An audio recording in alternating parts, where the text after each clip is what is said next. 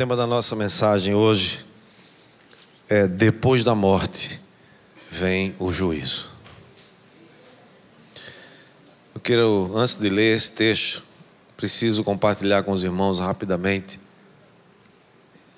No final do ano passado, pensando sobre esse ano, sobre temas e mensagens, o que o Senhor quer falar para nós, eu tinha um plano. Deveria estar ministrando sobre uma outra série que eu vou ministrar mais para frente, mas não agora. E no início do ano o Senhor mudou o plano. Ele começou a me incomodar a respeito da seriedade, da realidade. Há muito crente biscoito por aí hoje. Muito crente que vai na onda, feito o capeta aí no meio, né? Lá em Jó diz que quando os filhos de Deus se apresentaram diante do Senhor, o diabo foi no meio deles. Então, tem muita gente que não está entendendo. O galo canta e ele não sabe aonde. Não tem convicção da sua fé. Não sabe para onde vai, não sabe quem é. Existe um espírito maligno hoje, irmãos, atuando. Hoje não, sempre existiu, mas há uma força, há uma tragédia acontecendo hoje. Um espírito que atua para desfazer a sua identidade. É um espírito de confusão que age na sua mente. Para você não saber quem você é, nem para onde você vai, nem se você é homem, nem se você é mulher, para não saber o que é certo, não saber o que é errado. É um espírito maligno que atua hoje. Então tenha muito cuidado. E o Senhor começou a me incomodar. E depois desse incômodo, a primeira mensagem, você lembra, deve se lembrar, foi a mensagem: calcule o preço. Você precisa calcular o preço. Deus é amor, Deus é o Deus de toda graça, mas é o Deus também da justiça. Ele não poupou o seu filho, não tinha outro jeito, alguém tinha que pagar o preço da nossa redenção. Jesus pagou por isso. Mas ele não evitou, ele não correu para salvar seu filho como às vezes a gente faz. Às vezes a gente corre para esconder o erro dos nossos filhos.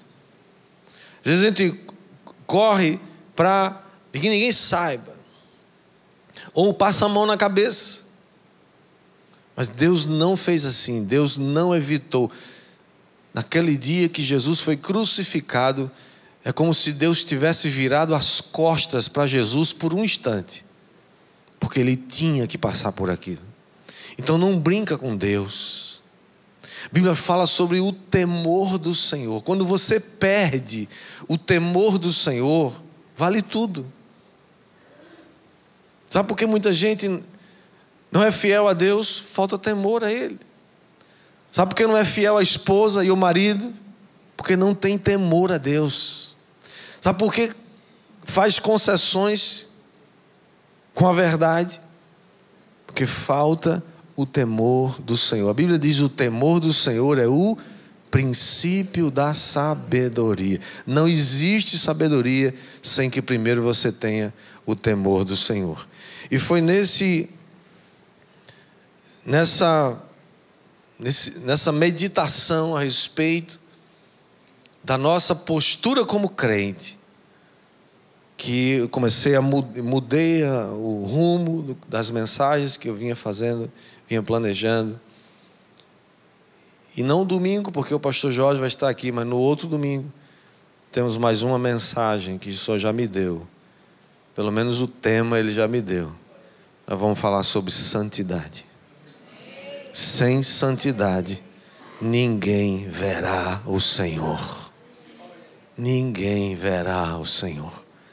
Isso é sério demais.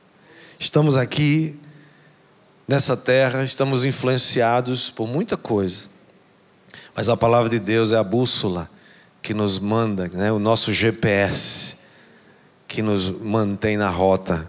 Vamos ler o texto de Lucas capítulo 16, verso 19 ao 31, que diz assim: ora, Havia certo homem rico que se vestia de púrpura e de linho finíssimo e que se alegrava todos os dias com grande ostentação. Havia também certo mendigo chamado Lázaro, coberto de feridas, que ficava deitado à porta da casa do rico. Ele desejava alimentar-se das migalhas que caíam da mesa do rico, e até os cães vinham lamber-lhe as feridas. E aconteceu que o mendigo morreu e foi levado pelos anjos para junto de Abraão. Morreu também o rico e foi sepultado. No inferno, estando em tormentos, o rico levantou os olhos e viu ao longe Abraão e Lázaro junto dele. Então, gritando, disse: Pai Abraão, tenha misericórdia de mim, e mande que Lázaro molhe a ponta do dedo em água e me refresque a língua, porque estou atormentado no fogo, ou neste fogo. Mas Abraão disse: Filho, lembre-se de que você recebeu os seus bens durante a sua vida, enquanto Lázaro só teve males. Agora, porém, ele está consolado aqui, enquanto você está em tormentos. E além de tudo, há um grande abismo entre nós e vocês, de modo que os que querem passar daqui até vocês não podem, nem os de lá passar para cá. Então o rico disse: Pai, eu peço que mande Lázaro à minha casa paterna, porque tenho 5 irmãos, para que lhes dê testemunho, a fim de que não venham também para este lugar de tormento. E Abraão respondeu: Ele tem Moisés e os profetas, ouçam-nos. Mas ele insistiu: Não, pai Abraão, se alguém dentre os mortos for até lá, eles irão se arrepender. Abraão, porém, lhe respondeu: Se não ouvem Moisés e os profetas, também não se deixarão convencer, mesmo que ressuscite alguém dentre os mortos. Até aqui, que o Senhor aplique essa palavra no nosso coração. Vamos orar. Pai, essa é a tua palavra, e eu peço que o Espírito Santo nos ensine e fale conosco aquilo que tu queres falar. Em nome de Jesus. Amém. Todos dizem? Estou vendo ali o Luquinhas, né? Mônia, filhinho da Mônica e do Rodrigo. Passou por uma luta, né? Hospital, mas está ali, ó. Graças a Deus, que Deus é bom, né? Parabéns, Deus abençoe. Vamos dar uma salva de palmas para Jesus, gente? Glória a Deus. Alguns estudiosos, irmãos, acham que essa história, ou esse texto, o texto conhecido como a parábola do rico e do Lázaro, alguns acham que esse texto seja de fato uma parábola. Uma parábola é uma história criada para explicar realidades complexas. Outros estudiosos, porém, acreditam que essa é uma história verídica, verdadeira, que Jesus contou, pelo fato de que Jesus identifica um dos personagens, chamando de Lázaro. Nós também não podemos confundir esse Lázaro aqui com o Lázaro, irmão de Maria e de Marta, que eram amigos de Jesus. Provavelmente são 2 Lázaros diferentes. Também, embora a gente não possa afirmar quando Jesus proferiu essa parábola, vamos chamar assim de parábola, podemos perceber sim que as parábolas que Jesus conta no capítulo 15, o capítulo anterior, e também os versículos que antecedem o capítulo 16, eles constituem uma unidade coesa. Eles têm tudo a ver. O convívio de Jesus com os coletores de impostos, chamados na Bíblia de publicanos, eram aqueles encarregados de coletar impostos. E eles eram odiados duplamente, porque além de coletar impostos, ninguém ama coletor de imposto, né? eles coletavam impostos para Roma, uma potência militar que havia subjugado o povo de Israel. E por causa da adesão de alguns desses coletores, como Mateus, que era um coletor de impostos, e eles se aproximavam de Jesus e dos discípulos, deram provavelmente motivo para Jesus contar essa parábola. Se você analisar as parábolas do capítulo 15, ele profere 3 parábolas. A parábola da ovelha perdida, parábola da dracma perdida e a parábola que ficou conhecida como do filho pródigo. Dessas 3 parábolas, Jesus descreve de maneira peculiar e foca na misericórdia de Deus. Um Deus que vai além de qualquer imaginação humana. Um Deus que sai do seu lugar, se é que a gente pode dizer que Deus sai do lugar, né? Que Deus é onipresente, mas Deus que vai em busca de pecadores perdidos, e mais ainda, Ele se alegra quando um desses pecadores se arrepende. Jesus fala muito claro, né? Se você ler essas 3 parábolas, você vai ver a alegria daqueles que recuperam aquilo que eles perderam. Jesus estava falando desses pecadores. Se você ler o verso 2 do capítulo 15, você vai ver que os escribas e fariseus, eles murmuravam a respeito de Jesus, dizendo que Jesus comia com pecadores, né? O texto dá até a entender que eles, é um menosprezo, né? Eles dizem assim, este aí come, né? Recebe pecadores e come com eles. Tipo assim, esse aí se mistura com esse pessoal aí. Nós não nos misturamos, né? Às vezes tem crente assim, né? A gente não se constramina com os pobres, com os ímpios, né? Se você não se misturar com eles, como é que você vai ganhá-los? Né? Jesus não está dizendo se misture e seja igual a eles. Jesus está dizendo coma com eles e salve-os. Né? Jesus disse, os sãos não precisam de médicos, mas sim os doentes. Se você não chegar perto do doente, como você pode curá-lo? Então esses religiosos, eles achavam que eles não eram nem pecadores. Eles tinham uma ideia tão equivocada a seu próprio respeito, porque para eles somente coletores de impostos, que com suas falcatruas, porque eles faziam mesmo, né? Haja visto, por exemplo, Zaqueu, né? Quando Jesus vai na casa de Zaqueu, todo mundo fica escandalizado, porque Zaqueu era o maioral dos publicanos, era o chefe da gangue. E Jesus vai lá porque ele sabia que aquele homem estava pronto para ser colhido, aquele homem estava pronto para se arrepender dos seus pecados. Olha que colheita maravilhosa Jesus fez naquele dia, né? Então, eles não achavam que eles eram pecadores. Por isso, chegaram à conclusão de que se Jesus come e anda com esse pessoal, é porque Jesus é um deles. Jesus é um pecador e às vezes você vai ser acusado disso. Sua célula está fazendo um trabalho de conquistar pessoas numa determinada área da vida, uma tribo daquelas, né, esquisita, e aí você vai ter que entrar em contato, né? E aí alguém vai dizer, olha, ei, rapaz, aquela célula é muito, né?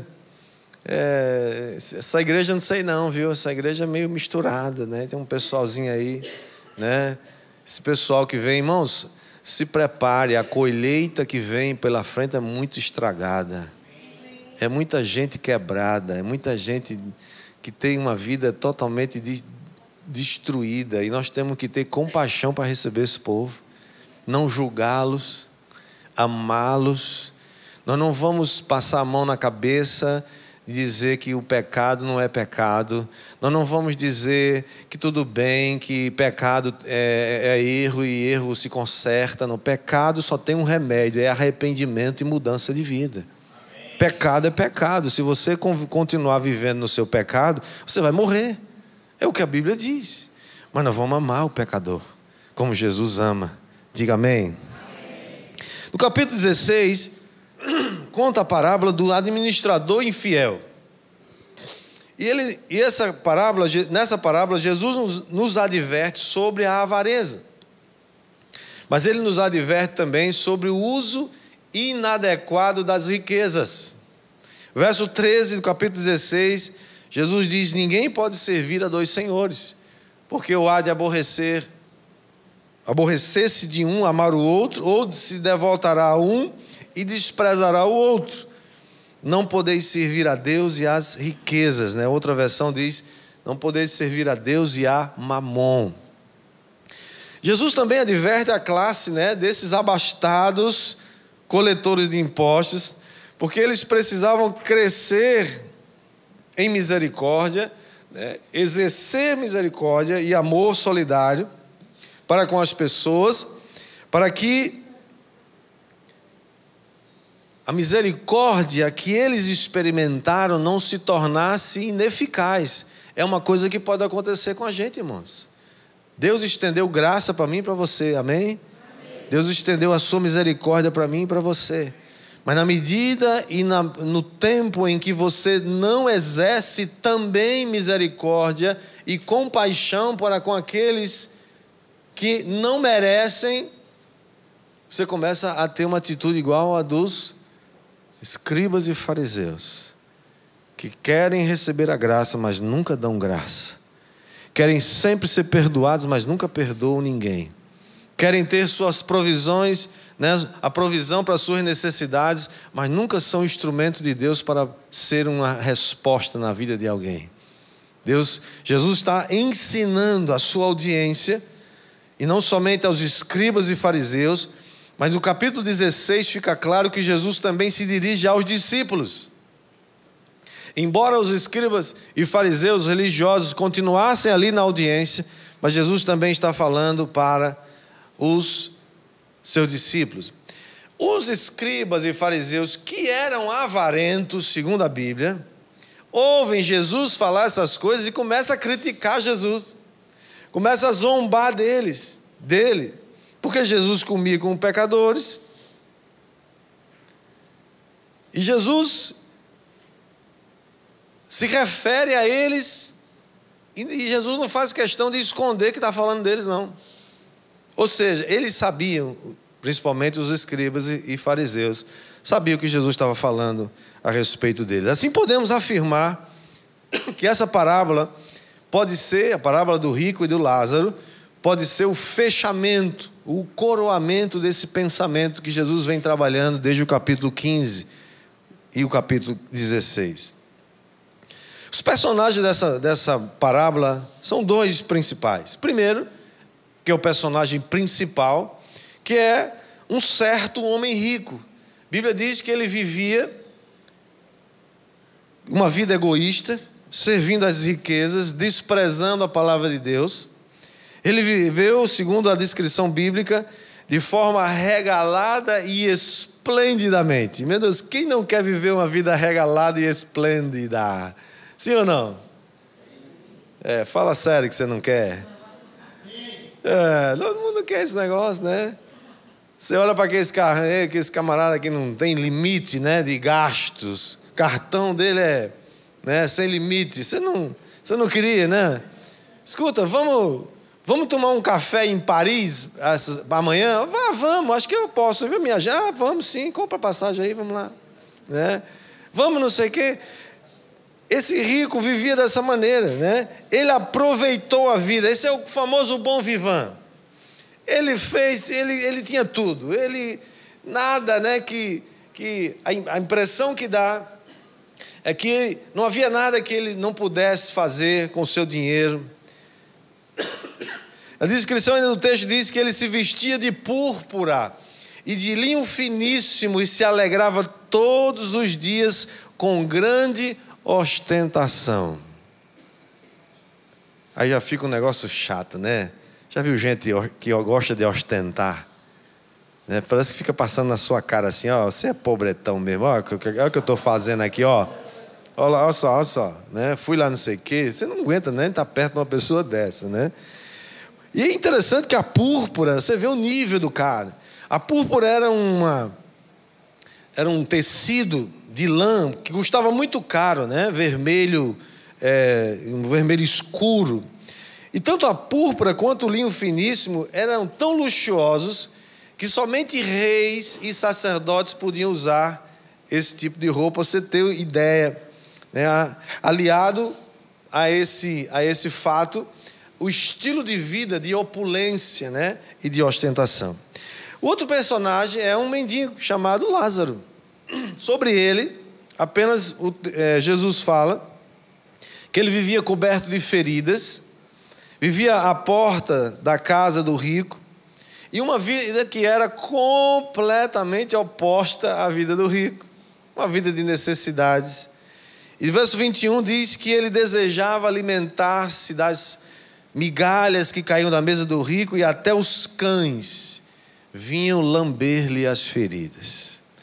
A Bíblia não diz, né, se lamber as feridas melhorava a vida dele ou piorava. A gente sabe que de todo jeito é uma situação muito precária, né? Uma vida de miséria. O texto diz também que ambos morreram. O rico morreu e o Lázaro morreu. O verso 22 diz que o mendigo morreu e foi levado pelos anjos para junto de Abraão. Junto de Abraão significa, é uma metáfora para o céu, um lugar de gozo, um lugar de paz, um lugar de consolo, um lugar de descanso. Por outro lado, o rico morreu e foi sepultado. Nada é dito que Lázaro foi sepultado, mas o rico foi. E eu imagino que o sepultamento desse homem foi um negócio caríssimo, porque se a sua vida ele gastou muito dinheiro, né, imagina o sepultamento. Deve ter gastado, né, uma nota com esse velório. O rico morreu, mas diz que no inferno, estando ele em tormentos, versos 23, o rico levantou os olhos e viu ao longe Abraão e Lázaro junto dele. Porque ao contrário de Lázaro, Jesus faz referência ao sepultamento do rico, provavelmente por causa da ostentação, como eu falei. Mas no verso 23 diz que o homem rico foi levado ao inferno. Inferno aqui é a tradução da palavra grega Hades. O Hades é aquele inferno que nós cremos na doutrina das últimas coisas, ou da escatologia, que existe um inferno intermediário, é um lugar intermediário para onde as almas que ao morrerem, que não entregaram suas vidas a Jesus e que não nasceram de novo, que não têm uma aliança com Cristo, elas vão para esse lugar intermediário, um lugar de tormento, onde a alma vai ficar atormentada até que haja a ressurreição do corpo, onde vai haver o juízo final. No verso 24 diz que o homem rico levanta os olhos e vê ao longe. Uma coisa que você precisa saber, que é bem num parêntese, é que a boa teologia diz que você não pode firmar uma doutrina em cima de uma parábola. A parábola não tem em si essa preocupação de ensinar doutrina. A doutrina da bíblica, ela não pode ser baseada só num texto. A doutrina bíblica precisa ser baseada na Bíblia toda.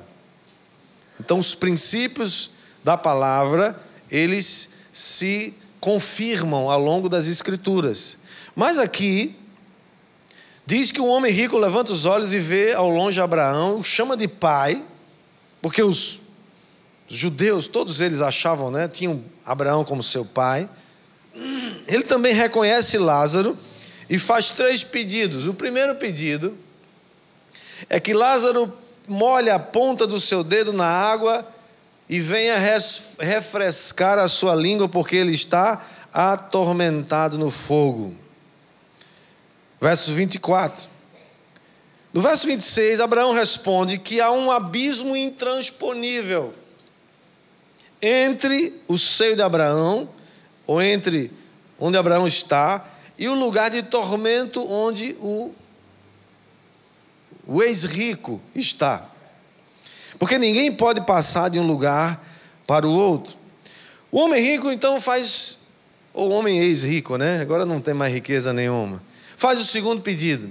Ele diz: manda Lázaro à casa dos meus pais para divertir aos meus 5 irmãos, para que eles não venham para esse lugar de tormento.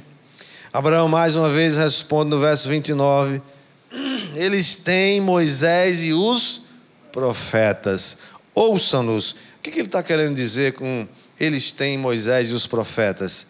Ele está resumindo todo o Antigo Testamento. Nessa época não havia ainda o Novo Testamento escrito como nós temos hoje, e portanto todas as vezes que se menciona as Escrituras Sagradas, está se referindo todo o Antigo Testamento, que essa expressão Moisés e os profetas engloba tudo. Essa expressão Moisés e os profetas resume toda a Escritura do Antigo Testamento, e se você prestar atenção, o Antigo Testamento não nos fornece nenhuma informação acerca do tormento que aguarda os ímpios no Hades. Você não vai encontrar isso no Antigo Testamento. Mas o Antigo Testamento expressa todo o tempo um testemunho de exortação e advertência contra os ricos que desperdiçam suas riquezas com ostentação e são insensíveis com relação aos pobres e necessitados. Veja que Jesus está tratando aqui duas coisas.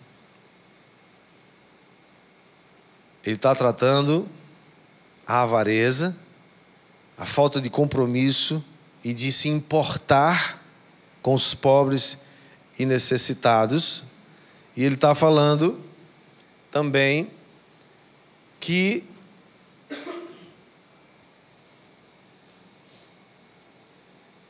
existe alguma coisa que vai fazer com que você preste contas.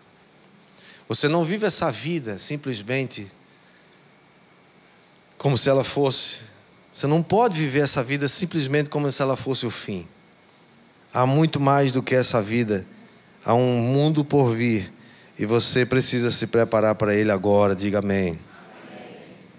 O homem rico presume que seus irmãos, assim como ele em vida, não vão ouvir o testemunho da lei dos profetas, como ele não ouviu quando era vivo, quando estava na terra. Então ele faz o terceiro pedido. Ele diz, ele acredita que o testemunho de um falecido, ele diz, manda, que alguém ressuscite dentre os mortos e vá para eles e diga assim, olha, não vai para esse lugar de tormento. Essa expectativa de que o testemunho de alguém que volta dos mortos e que poderia produzir um arrependimento é classificada, é entendida por Abraão como uma coisa totalmente ineficaz e inútil. Você vai perceber, por exemplo, que quando Jesus ressuscitou, muita gente não acreditou nele. Pessoas que conheciam Jesus, mesmo depois que viram que ele foi morto, sepultado, foi ressuscitado, mas quanta gente não acreditou? Ou seja, Abraão está dizendo inútil se eles não ouvem a palavra. Por quê? Porque é a Escritura que possui eficácia para a mudança de vida. É o Espírito Santo que gera fé no seu coração quando você ouve a palavra e instrui você a tomar uma decisão e mudar a sua vida. Nada, absolutamente nada se compara ao testemunho das Escrituras Sagradas. Você quer ver uma coisa? Quando Jesus curou muita gente, imagina todo mundo sendo curado, paralítico levantando, leproso sendo curado, cego vendo, mudo falando, era espírito maligno sendo expulso. E quanta gente se convertia a Cristo, mas quanta gente endurecia o coração mais ainda. Então perceba uma coisa, o que é eficaz para salvar você, para salvar sua família, para salvar qualquer pessoa, é o testemunho das Escrituras Sagradas. que o Espírito Santo gera no seu coração. Diga amém. Portanto, isto posto, eu levei 30 minutos para dar a introdução da mensagem hoje, gente. Vocês aguentam mais uns 5 minutos ainda? 5, 10, 15, 20. Preciso de 1 hora ainda, vocês topam? Agora que eu vou começar a pregar. O que a gente aprende então com essa parábola? Eu queria só mencionar 3 coisas, né? Eu poderia mencionar muitos mais, mas primeira coisa que a gente aprende é que as nossas decisões, as decisões que tomamos em vida, vão nos afetar depois da morte. O que você está escolhendo hoje, as escolhas que você faz hoje, vão afetar a sua vida depois da morte. O homem rico desfrutou de muitas coisas boas durante toda a sua vida, mas parece que ele ignorou aquilo que é mais importante: o arrependimento dos seus pecados. Lázaro, por outro lado, sofreu durante toda a sua vida muitos males, muito sofrimento, mas ele recebeu consolação na eternidade porque era filho de Deus, não porque era pobre. São as decisões que tomamos em vida que vão decidir onde vamos passar a eternidade. Você já fez essa pergunta? Onde eu vou passar a eternidade? Só existe 2 lugares, não existe coluna do meio: uma eternidade com Deus ou uma eternidade sem Deus. Hebreus 9, 27 diz que aos homens está ordenado morrerem uma só vez, vindo depois disso o juízo. Esse texto, irmão, só esse aqui desmonta a teoria da reencarnação, que diz que o homem fica reencarnando, melhorando ou piorando, eu sei lá, né? Se você admite a doutrina da reencarnação, você vai ter que admitir que o homem não é responsável. Porque se você é uma Maria numa vida, e na próxima você é um José, e depois na próxima você é um cachorro, como creem os hindus, quem é responsável? Para que Jesus veio? Não precisa. Se você vai reencarnando até melhorar e se tornar um anjo de luz, então não precisa do sacrifício de Cristo. Esse texto é muito claro. Não existe, irmãos, penitência. Não existe purgatório. Não existe antessala do céu onde os mortos são avaliados, pesados, né? Nada pode mudar seu destino após a morte. Não tem culto, não tem missa, não tem orações, não tem jejuns, porque depois da morte vem o juízo. A escolha de onde você vai passar a eternidade precisa ser feita agora, porque não há qualquer possibilidade, escute isso, não há qualquer possibilidade de após a morte alterar essa condição de condenação ou salvação. Não há como alterar o fato de que Lázaro está agora consolado no seio de Abraão, e o rico que não atendeu e não ouviu a lei e os profetas, as escrituras, foi condenado. Não há como anular essa sentença, é para sempre. É por isso que isso deve gerar temor no seu coração. Não brinca com isso. Como que você pode dizer que está salvo? Só Deus sabe. Não, Deus sabe também. Mas a palavra de Deus me garante que se eu ouvir a sua voz e o receber no meu coração, Ele me dá o poder de me tornar filho de Deus. Foi isso que levou Lázaro para o céu, não a sua condição de pobre. Essa parábola é um convite ao arrependimento enquanto há tempo, porque após a morte nada poderá ser feito. Essa é a realidade após a morte. Alguns estão aguardando o juízo, o dia do juízo no seio de Abraão, e esses que tiveram suas vidas entregues a Jesus, não passarão mais por condenação, não passarão mais por juízo. Nós vamos comparecer diante do tribunal de Cristo para galardão, para recompensa. Mas já passamos, como diz a palavra, se alguém está em Cristo, a nova criatura, as coisas velhas já passaram, tudo se fez novo, e aquilo que nós éramos no passado já foi crucificado com Cristo, e agora nós estamos assentados com Cristo em lugares celestiais. Diga amém. Amém. Enquanto outros, mortos sem Cristo, estão aguardando, atormentados já pelo julgamento, pelo juízo que haverá de vir. Segunda coisa que aprendemos aqui é que o homem rico não foi para o inferno porque era rico, e nem o mendigo foi para o céu porque era mendigo. Não existe nenhuma passagem bíblica, irmãos, que ensine que o pecador, que é pecado ser rico. A Bíblia nos adverte, sim, contra o quê? O amor ao dinheiro é a raiz de todos os males, não o dinheiro. Não podemos servir a Deus e as riquezas, como Jesus falou para os fariseus. Como também não existe nenhuma passagem bíblica dizendo que pobreza é virtude e que leva alguém para o céu, e que alguém pobre necessariamente vai ter o céu como consequência, porque não há virtude em pobreza nem em miséria. Nossas riquezas ou prosperidade material não podem jamais refletir a nossa condição espiritual, porque ser rico não significa necessariamente ser abençoado, e nem ser pobre significa ser amaldiçoado. Na verdade, a verdadeira riqueza, como diz a palavra de Deus em Lucas 12:15, a verdadeira riqueza de uma pessoa não consiste na abundância de bens que ela possui. Tem muito rico, como este rico da parábola, que não conhece a Deus e não quer nada com Deus, e o seu destino já está traçado.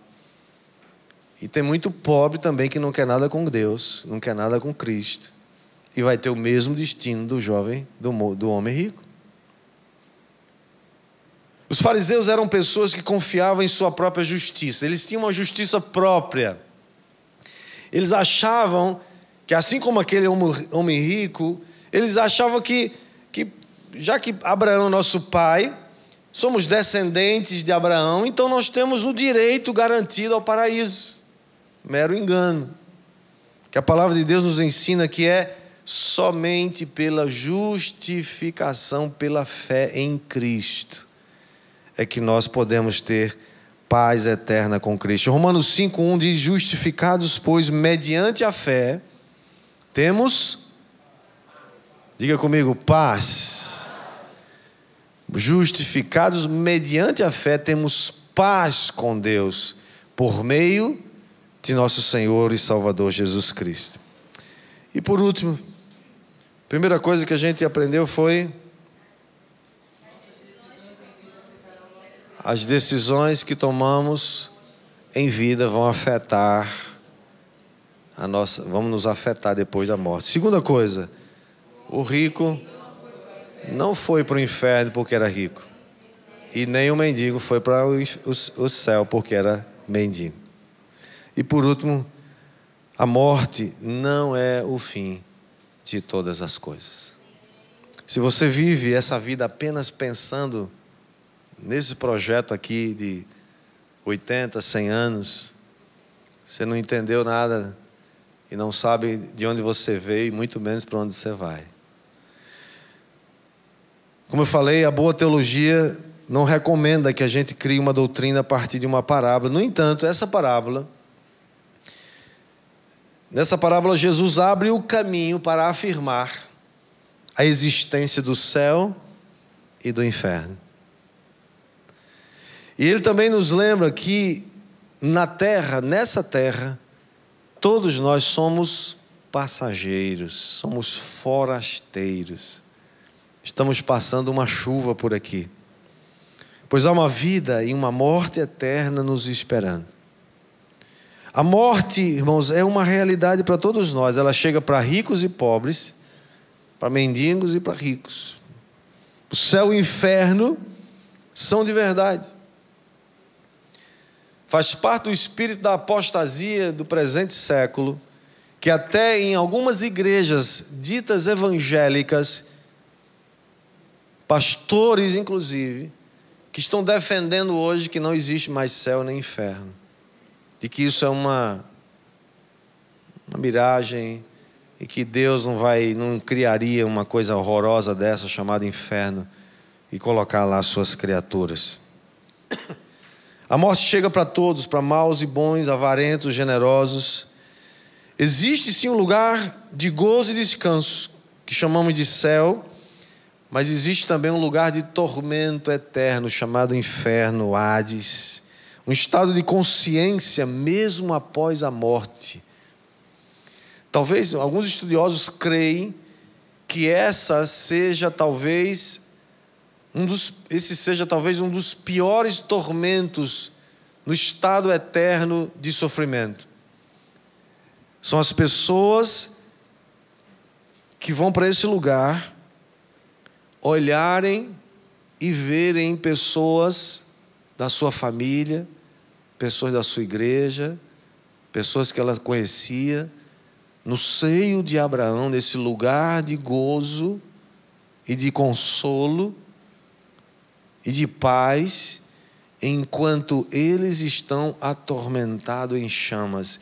E eles vão pensar e perceber: por que é que eu não dei ouvidos à lei e os profetas?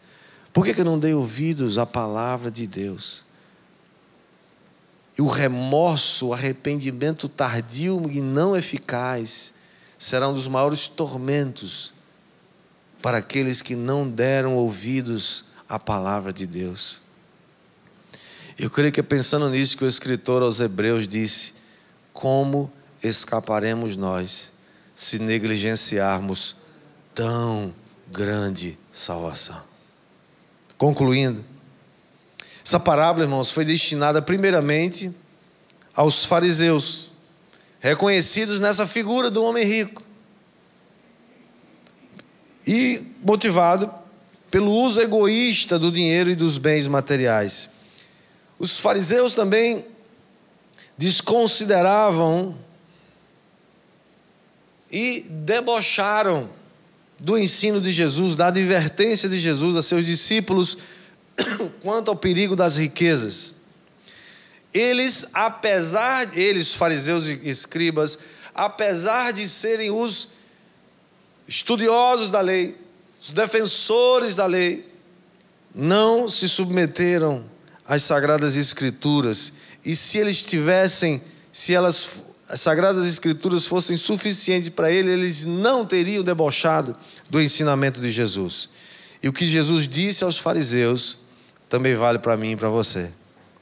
A advertência que ele fez para que a gente não se apegue à avareza, que a gente não se apegue ao dinheiro, que a gente não idolatre e não faça mau uso desses recursos numa vida egoísta, vivendo regalada e esplendidamente como aquele rico, e especialmente aqueles que não demonstram nenhuma compaixão para com os pobres e necessitados. Irmãos, essa é uma das áreas que você pessoalmente e nós como igreja precisamos fazer e temos procurado fazer. Uma parte do que você ganha, do que Deus te dá, precisa ser destinado a pobres e necessitados. Pergunta para o Senhor onde é que você vai dar isso. Quando Cornélio, o primeiro gentio que recebe a visitação de um anjo, preparando o ambiente para receber Pedro, e onde os gentios iam começar a se converter a Cristo, e a igreja ia começar a avançar no mundo gentílico, diz que Cornélio era um homem que orava todo dia às 3 horas da tarde. Ele orava, jejuava e era alguém que dava esmolas. E o anjo, quando chega diante dele, fala assim: Cornélio, as tuas orações foram ouvidas e as tuas esmolas chegaram diante de Deus. Esmola pode ser não tem uma ideia pejorativa, sim ou não? Esmola é um negócio, né? Meu Deus, esmola é só para mendigo lá, é só para miserável. Você sabia que Deus valoriza as esmolas? E as suas esmolas ninguém precisa ver. Não sai por aí dando esmola para todo mundo, especialmente esse pessoal que fica no trânsito aí, nos sinais. Aquilo tem gente ali vivendo disso. É meio de vida, é para comprar droga também. Procura saber quem é realmente pobre e necessitado. E faz alguma coisa, porque na vida de um pobre e necessitado, R$1 faz muita diferença na vida dele. Sim ou não? E ninguém precisa saber.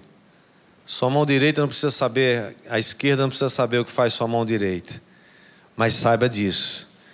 Esmolas diante de Deus têm um poder muito grande. Deus olha e vê aquilo que a gente faz. Procuramos fazer como igreja, sim.